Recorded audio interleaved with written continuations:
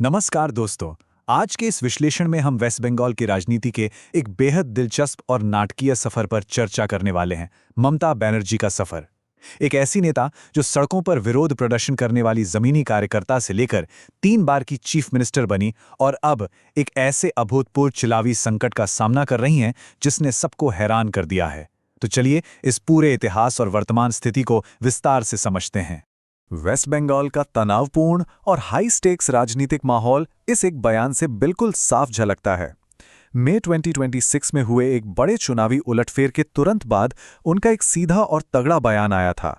मैं इस्तीफा नहीं दूंगी, हम हारे नहीं हैं, वोट जोर जबरदस्ती से लूटे गए हैं।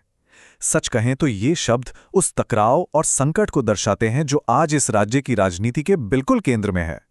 इस चर्चा को गहराई से समझने के लिए हम इसे 4 मुख्य पड़ावों में बांटेंगे। पहला, उनका एक जमीनी नेता के रूप में उदय। दूसरा, उनकी मशहूर माँ पामाती मनुष्य विचारधारा। तीसरा, उनका प्रशासनिक मॉडल।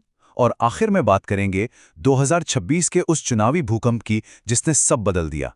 शुरुआत करते हैं पहले हिस्से से, एक जमीनी नेता का उदय। ये कहानी एक ऐसी नेता के लगातार आगे बढ़ने की है जिन्होंने जानबूझकर अपनी एक बेहद स्वतंत्र और सादी पब्लिक इमेज बनाई जो आम जनता को बहुत आकर्षित करती थी। अगर हम इतिहास के पन्नों को पलटें तो उनका सफर 1975 में जयप्रकाश नारायण के खिलाफ प्रदर्शन से सुर्खियों में आया था। फिर 1984 में देखिए, मात्र 29 साल की उम्र में उन्होंने सीपीआई-एम के एक दिग्गज नेता सोमनाथ चटर्जी को हराकर संसद की सीट जीत ली। ये अपने आप में एक बहुत बड़ी बात थी। फिर 1998 में उन्होंने कांग्रेस छोड़कर अपनी खुद की पार्टी बनाई, तृणमूल कांग्रेस यानी टीएमसी।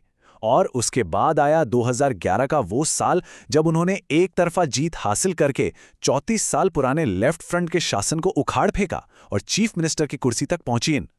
अब आते हैं दूसरे पड़ाव पर, मां माती मनुष्य। 2011 की वो ऐतिहासिक जीत अचानक नहीं मिली थी दोस्तों।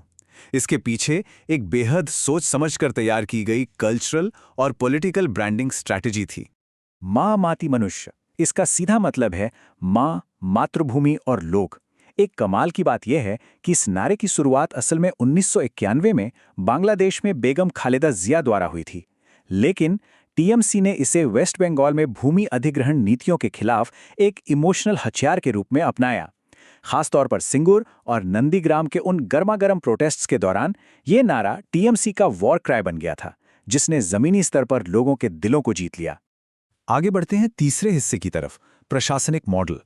सत्ता में आने के बाद नए प्रशासन के सामने सबसे बड़ी चुनौती थी राज्य और नागरिकों के बीच के रिश्ते को नए सिरे से तय करना। आइए देखते हैं ये सब कैसे हुआ। वेस्ट बंगाल ने शासन के 2 बिल्कुल अलग मॉडल्स देखे हैं। लेफ्ट फ्रंट के दौर में एक लोकल पार्टी सोसाइटी के माध्यम से पूरा कंट्रोल रखा जाता था, यानी पार्टी लगभग हर चीज में शामिल थी।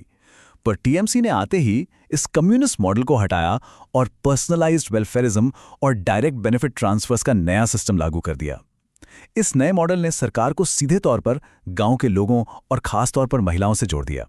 इस सीधे फायदे वाले मॉडल में कुछ ऐसी योजनाएं आईं जिन्होंने सच में बड़ा असर दिखाया, जैसे कि कन्याश्री, जिसका मकसद बाल विवाह को रोकना और किशोरी लड़कियों की शिक्षा को बढ़ावा देना था। खास बात यह है कि इस योजना को यूनाइटेड नेशंस से भी सम्मान मिल चुका है। फिर आती है लक्ष्मीर भंडार योजना, जो महिलाओं को सीधे आर्थिक सहायता देती है, और आम जनता के लिए स्वास्थ्य साथी, जिसमें कॉम्प्रिहेंसिव हेल्थ इंश्योरेंस कवरेज दिया गया। इन स्कीम्स ने लोगों की आर्थिक स्थिति बेहतर करने में एक अहम भूमिका निभाई। लेकिन ध्यान देने वाली बात यह है कि इन सब के पीछे एक बहुत तगड़ा राजनीतिक पहलू भी था। एक्सपर्ट्स मानते हैं कि इन वेलफेयर योजनाओं के बावजूद एक पॉपुलिस्ट सेल्फ फैशनिंग लगातार चल रही थी। उनकी हवाई चप्पल और सूती साड़ी वाली सादत शैली और यहां तक कि देवी दुर्गा के प्रतीकों के साथ उनका जुड़ना, इन सब ने उन्हें एक ऐसी नैतिक शक्ति के रूप में पेश किया जिसे चुनौती देना विपक्ष के लिए बेहद मुश्किल हो गया था। वेलफेयर और इमेज बिल्डिंग के अलावा आर्थिक और इंफ्रास्ट्रक्चर के फ्रंट पर भी काफी काम हुआ। डेटा कहता है कि राज्य में करीब 90 लाख एमएसएमईज यानी सूक्ष्म लघु और मध्यम उद्योग एस्टैब्लिश किए गए हैं। कोलकाता मेट्रो का जबरदस्त विस्तार हुआ और नए डीप सी पोर्ट्स विकसित किए गए हैं। एक और बड़ा कदम था 2025 में आई श्रमश्री योजना, जिसके तहत वापस लौटने वाले प्रवासी मजदूरों को ट्रैवल ग्रांट्स और आर्थिक मदद दी गई। और अब आते हैं चौथे और आखिरी हिस्से पर, 2026 का चुनावी भूकंप। दशकों के इस शक्तिशाली राजनीतिक दबदबे के बावजूद अचानक एक ऐसा चुनावी उलटफेर सामने आया जिसने सबको पूरी तरह से चौंका दिया। 2026 ये साल बंगाल की राजनीति में हमेशा के लिए दर्ज हो गया है। मई 2026 में भारतीय जनता पार्टी ने तृणमूल कांग्रेस को पिछाड़कर राज्य में अपनी पहली जीत दर्ज की। सोचकर देखिए, इस एक नतीजे ने राज्य की राजनीति को झकझोर कर रख दिया और लगातार 15 साल से चले आ रहे टीएमसी के प्रशासनिक शासन को एकदम से रोक दिया। लेकिन इस नतीजे के बाद माहौल काफी उलझ गया है और ग्राउंड पर अलग-अलग दावे चल रहे हैं। एक तरफ बीजेपी इसे एक ऐतिहासिक जनादेश मानकर जश्न मना रही है, वहीं दूसरी तरफ टीएमसी खुले तौर पर चुनाव आयोग पर पक्षपात करने और वोटिंग में भारी धांधली का आरोप लगा रही है। इन सबके बीच कांग्रेस जैसी विपक्षी पार्टियां टीएमसी पर राजनीतिक हिंसा का आरोप लगा रही हैं। इन हालात को नियंत्रण में रखने के लिए भारी मात्रा में सेंट्रल फोर्सेस को तैनात किया गया है। माहौल आज पूरी तरह से ध्रुवीकृत हो चुका है। ऐसे में एक बेहद गंभीर और सोचने पर मजबूर करने वाला सवाल खड़ा होता है।